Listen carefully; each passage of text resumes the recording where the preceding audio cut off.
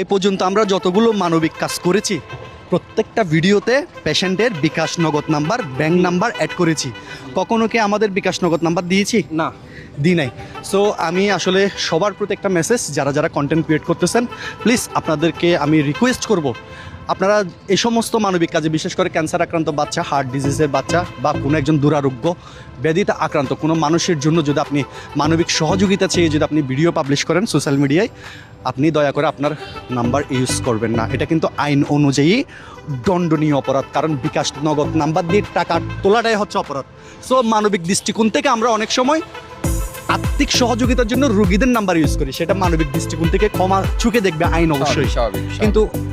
কিন্তু আপনি যদি আপনার নাম্বার দিয়ে, আপনার ব্যাংক অ্যাকাউন্ট নাম্বার দিয়ে যদি সরাসরি পেশেন্টের জন্য টাকা তোলেন, সেটা হবে অন্যায় এবং আইন অনুযায়ী অপরাধ। আমার প্রতি অনুরোধ থাকবে, আপনারা মানবিক কাজ করবেন, মানবিক ভিডিও অনেক অনেক বেশি তৈরি করবেন।